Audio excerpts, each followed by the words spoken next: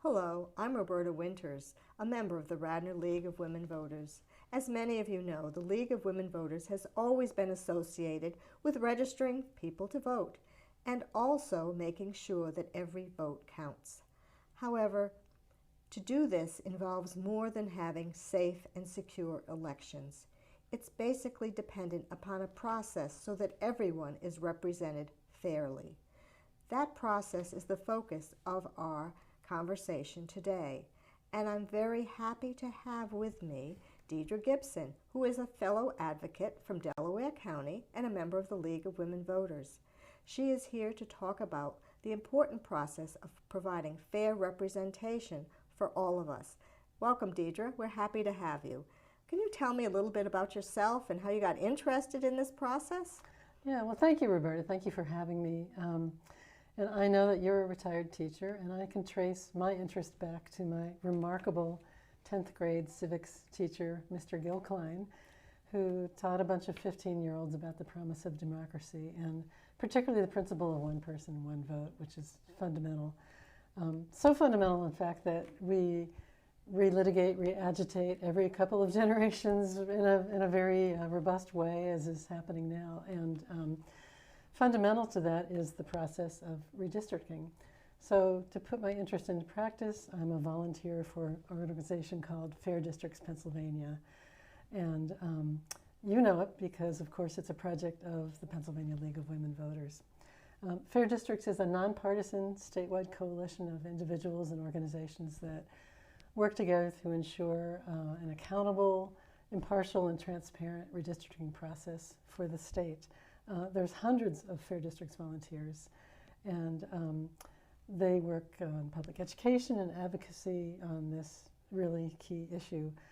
And I am the new, as you said, I'm the new local coordinator for Delaware County for Fair Districts.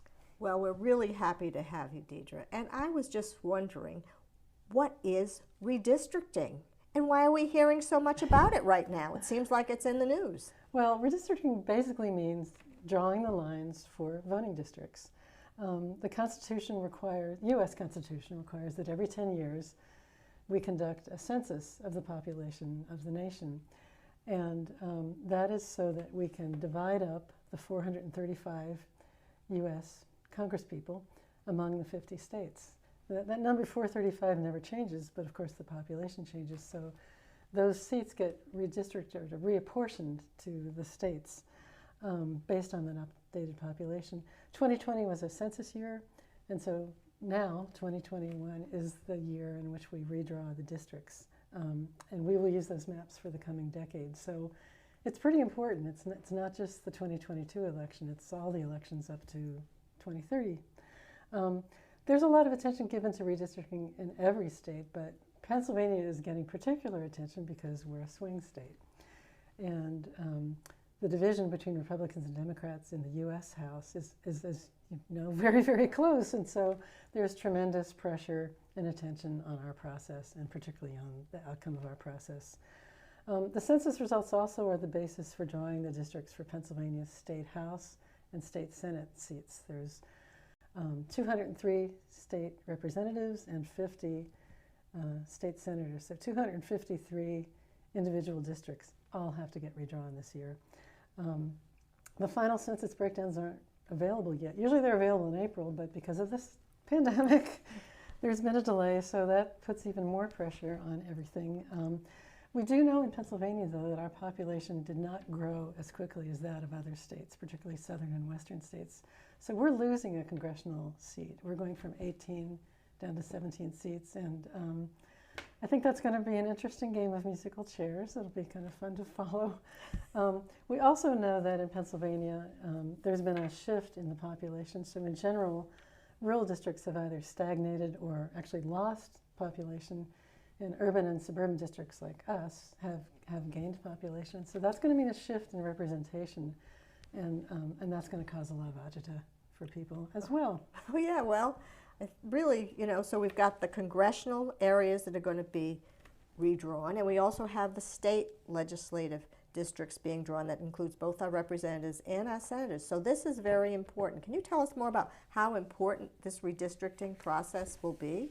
Yeah, I think it fundamentally impartially drawn districts need to represent the voters who live in them, and that is the foundation of good government. How the lines are drawn influences who can run, and especially who can win. The lines influence whether representatives are in a safe seat and they have to be responsive to their voters, or whether they can just say, see you in 2 years or 4 years or 6 years or whatever it is. The lines influence which party gets to make the decisions about the issues, how taxpayer dollars are spent, how our natural resources are used, which in Pennsylvania is a particularly important issue. So I guess I would say that if you care about anything that a politician is able to influence, you should be interested in redistricting, because it's going to affect us for 10 more years. Well, just how does this process work? It seems like it should be pretty easy. In Pennsylvania, the process is largely controlled by the General Assembly. That's the Pennsylvania House and the Pennsylvania Senate together. That's the General Assembly. Unfortunately, though, this means that politicians have the ability to choose their voters by manipulating the lines, rather than voters choosing their politicians through elections. It's a little bit backwards. Yeah. It's an obvious conflict of interest, and the United States is the only major democracy where we allow politicians to draw their own districts. If you talk to people in other countries, they basically say, what? Oh, well. So let's take a look at slide 1. There we are. This is to create the United States congressional districts. The House State Government Committee and the Senate State Government Committee draw and come to an agreement on a single map. Then they write it into a bill, and the entire legislature votes on the bill. That's our state legislature on the left of the slide. And then they send it to the governor for either his signature or his veto. For the state, Senate, and House districts, a 5-member legislative reapportionment commission draws the lines. That commission comprises the 2 political leaders of the House, 1 Democrat and 1 Republican, and the 2 political leaders of the Senate, again with 1 from each party, and a 5th nonpartisan member. And this time, that 5th member is a gentleman named Nordenberg, who was the former chancellor of the University of Pittsburgh. Very impressive resume. But these 5 people alone have the power to draw those 2 maps, the state Senate and the state House maps. Nobody else gets a vote or a veto. It's those 5 people making those decisions. Amazing. This sounds, like it's pretty straightforward. Who's going to do what? But what can go wrong? Well, the problems arise because there are not a lot of guidelines.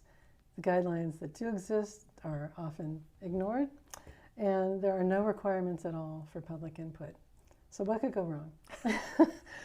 Drawing district lines is an inherently political process, and that's okay. But it's irresistible for the party in charge to draw the lines for partisan advantage. And both Republicans and Democrats do it. And it's called gerrymandering. Mm-hmm. I've heard of gerrymandering. Well, gerrymandering is a great word, isn't it? And it's coined from the name of a 19th century Massachusetts governor, Eldridge Gerry. He also happened to be a signer of the Declaration of Independence. But by 1810, he was a little less idealistic, I guess. And he drew a district that looked like a salamander. And on the slide, we can see a political cartoon from the time. 200 years later, that word and that practice continue to be ingrained in American politics. Both Republicans and Democrats gerrymander, as I said, and it's a problem no matter which party does it. And that's why Fair Districts and many other good government groups are working to end it. Most simply, gerrymandering is used to keep a party in control. It protects incumbents by giving them safe seats. And it's also been used to drive out or punish incumbents who don't toe the line. They just get their district drawn away from them. Oh, well. So here's a simple graphic of how gerrymandering works. Imagine that you live in a small state that will have 3 elective districts. And map drawers know, because there's available data right down to each household, that 60% of the wards vote blue and 40% vote gray. If the blue party had the power to draw the map, as you see in the first graphic. Although there might be a possibility of competitive race, blue could win all 3 districts, and gray would have little possibility of representation in the legislature. When you look at the second graphic, if gray had the power to draw the map, gray could arrange it so that the gray wards were packed into 2 districts, and blue was packed into the 3rd district. Gray would win 2 of the 3 districts, gaining a majority in the legislature, even though they constitute a minority of the wards. The third graphic shows a sweetheart gerrymander, and this is when the parties negotiate with each other to protect their respective incumbents. The blues put themselves in 2 state districts, and the grays agree to put themselves in a different safe district. So it's a proportional outcome, but the safe seats ensure that the incumbent legislators can occupy the seat for as long as they want. Gerrymandering is possible because there aren't many laws for drawing districts. The United States Constitution requires that congressional districts be exactly equal in size, and I mean down to the person.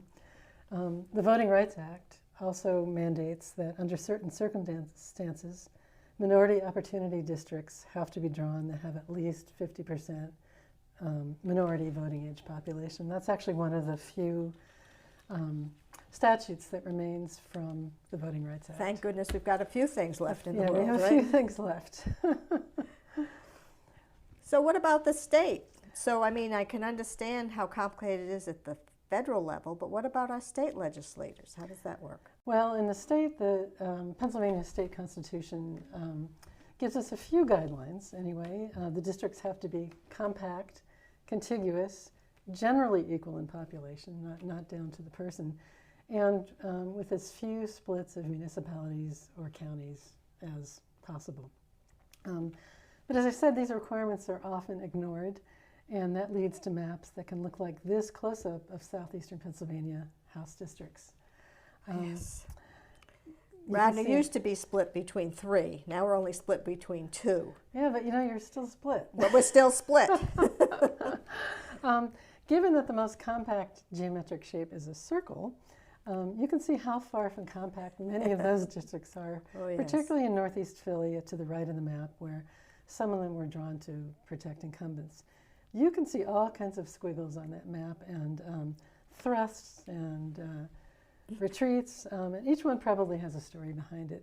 But we don't know what that story is necessarily because the legislature doesn't have to tell us. Well, I get the idea of compact and, you know, looking like a circle or held together a little better than those pictures show us. But what exactly does contiguous mean? That's a big word, too. Contiguous means that a person must be able to reach all parts of the district without leaving the district.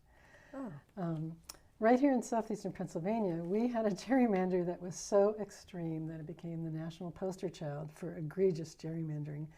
This slide shows the old 7th Congressional District, which a lot of us might remember as Pat Meehan's district. My district. Mine too. Well, it was for a while before I was gerrymandered out of it. And then but you can see on this map that it snaked through Montgomery, Delaware, Chester, and Berks counties. It was so picturesque, in fact, that it was nicknamed Goofy Kicking Donald Duck. And if you look at it, you can see Goofy on the right and Donald being kicked on the left. It was technically contiguous. Every part touched every other part. But at one point, the connection of one section to another was only about 30 feet wide. And that spot happened to be the parking lot of Creed's Steakhouse in King of Prussia, right where that dot of King of Prussia is on the map. This tiny contiguous parking lot was right next to Valley Forge National Park, and I always used to think that it would be great to put up a historical marker noting that as the neck of Goofy kicking Donald Duck. But nobody took me up on that. The district was drawn this way, though, to protect the seat for Congressman Meehan. If you overlaid the partisan data, you'd see that it gathered all the most reliable Republican voters within that boundary. So he could have had that as long as he wanted. Except that Pennsylvania's congressional map in general was so outrageous that in 2017 the League of Women Voters and others sued, alleging that the map, I'm going to read this because this language is important, the map represented an illegal partisan gerrymander favoring Republicans over Democrats, violating the free expression and associational rights guaranteed by the Pennsylvania Constitution. So it was unconstitutional. And to make a long story short, as you know, you won. Yes, we did. We won. The state Supreme Court then redrew the Pennsylvania congressional district map after the legislature was unable to do so. And that map was used for the subsequent 2018 and 2020 elections. And I believe that ending the gerrymandering of that map made a significant difference to the principle of one person, one vote in Pennsylvania. For example, in 2016, under the gerrymandered map, state Democrats cast 46% of the votes, but only 28% of the congressional seats were won by Democratic candidates. In 2020, using the new map, state Democrats cast 49.4% of the votes, and 50% of the congressional seats were won by Democrats. So that's an equal match of voter preference to outcome. So the maps matter. They matter a lot. Well, I know you've told us some instances of what's happened with gerrymandering, but just what is the big problem with gerrymandering? I mean, it sounds like, people in power want to stay in power, and so why not? Well, there are a number of problems. As we said, unfair districts tend to preserve unassailably the power of whichever political party needs to be or tends to be in office. And it influences what happens with the way that the government operates. As you saw in the blue and gray examples, gerrymandering a district guarantees the outcome for the party in charge, and that means that the real decisions about who wins happen in the primary elections, not the general elections, because the winner of that primary is shoo-in, basically. Shoo-in based on that safe seat. And as a result, we're seeing more extreme candidates from both sides of the spectrum running in the primaries. Because of gerrymandering, many of those extreme conservative or liberal candidates win, and once they're in office, we see that they're not willing to cooperate or compromise, and that leads to gridlock, which we're particularly seeing in the federal government. Yes. The party in control keeps its focus on winning rather than on good governance. In Pennsylvania, I know you know that we have the largest legislature and among the most expensive state legislatures in the country. These are full-time jobs for these folks. Many of them are wonderful. Many of them are less than wonderful. And Pennsylvania is generally ranked as one of the least effective and productive legislatures in the country. There are many measures of that, but one of the measures is, for example, only 10% of the bills that are introduced ever are passed. And most of the bills that are introduced never even get a vote. They never even leave committee. There's also an impact on voters. Legislators in safe seats, as we've said, don't have to be responsive to their voters. They only need to be responsive to their caucus so that they can keep going on and on and on. on. And on and on. And voters get frustrated and they get disengaged when they understand that their vote might be irrelevant. We've all heard people say that their vote doesn't count, and in gerrymandered districts, I'm afraid that is kind of true. My old civics teacher, Mr. Klein, would not be happy about this. No, it's really pretty sad. I know that competitive elections are important for voters because it engages them and gives them a choice. And with gerrymandering, you lose a lot of that competitive election, which is so important. So what can citizens do if they want their vote to count and that we can have better outcomes in the next decade, given the fact that we have a new chance to do it with the new census data? Well, there's bad news, a little bit of bad news, but there's a whole lot of good news. Okay. In Pennsylvania, as we said, excuse me, there are no requirements for legislators to involve the public. And as a result, in the past, the maps have been drawn behind closed doors using very sophisticated mapping technology and very detailed information right down to the household of who votes how. It's a little scary, the way that the data mining is happening. These maps have been introduced at the last minute for passage. There's been very few chances in the past for the public to be involved or particularly to comment on the proposed maps. And there still are no requirements, despite many years. I mean, the League has been working on this for 30 years. Decades we've been at this. Yeah. But the good news is... Yeah, well, tell me some good news, okay. man. I need some good news. This year, as a result of the extensive attention from groups like Fair Districts, the League, Common Cause, the Committee of 70, and others. Legislators know that citizens are interested, and we are watching, and we want a better outcome. You and I are talking together on Friday, Right. July 30th, and people will see this show in days to come, but the situation is changing every day for the better, really, as a result of these demands from citizens. And in fact, all three committees, the State Government Committee, the House Government Committee, and the Legislative Reapportionment Commission, are now beginning to hold public hearings. And they're online. You can show up in person, you can stream it, you can send your comments in. Some really good news is just yesterday, so on the 29th, the Legislative Reapportionment Commission completely revised its website and made it possible for people to submit testimony or draw their own maps and submit them to the commission, as well as to come to meetings in person. It's a really robust website with a lot of resources, and I couldn't be more thrilled about it. So I really encourage people to check it out. If we want to see truly fair maps, then as many people as possible need to be prepared to engage, to speak up, to speak out on what they want to see. In other words, to get ready to testify, either in person or in writing. And the word testify sounds kind of scary. Yeah. It's like, but this is not court. Testimony is just basically your statement of what you want to see. So if I wanted to get involved, and I want to, what process, what do I have to do? I mean, testify, swear, whatever. Tell me more about this. Well, first, I would recommend that you think about what's important to you. Mm-hmm. Maybe you don't like the way that your district is drawn. What's the outcome that you want to see? You could simply testify that you're unhappy that across the state we have gerrymandering that means that the issues that you care about are never addressed by the legislature. Your testimony could be a few paragraphs.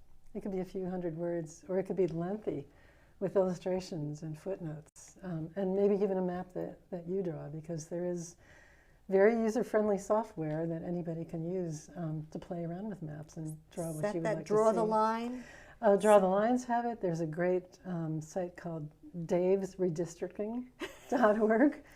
There's a program called District R, which is just as it sounds, District R. I guess it's pronounced District R. Any of those are really easy to use. But if you'd like to make a difference and you're wondering how to get engaged, can we have slide 7 up? There we go. Fair Districts is offering information, assistance, training, resources to you either as an individual or to an organization that you might be involved with. We're here to help, and our website tells you how to get in touch with us, provides maps, provides examples, helps you analyze your existing district map, and provides dates and informations on opportunity as they're announced. And they are being announced all the time. It's coming up like popcorn. It's a great resource for taking part and staying up to date. And of course, you can follow Fair Districts on Facebook and Twitter, and those are updated a couple times a day, so that information is really fresh. We even hold online office hours on Monday evenings in case you have questions or you want advice, or there are things you don't understand, or just things that you want to discuss. And that's actually a lot of fun. It's been fun to see who shows up for those. Well, I know it's important for us to be a part of this, and I know Fair Districts is a great resource for us to use. And I was just wondering, you said that we need to talk about some of the things that we care about and why they aren't really being addressed because of the way our legislature is gerrymandered at this point in time. And since we're getting close to our end of time, can you just give us a couple of reasons, of examples that we might be concerned about gerrymandering because it's not addressing the issues we care about? Sure. Your testimony could call attention to your community's specific area of concerns. For example, in Pennsylvania, there are a number of school districts that are divided into 4 state house districts. 4. It's amazing. In fact, locally, Lower Merion and Downingtown area school districts are divided into 4 house districts.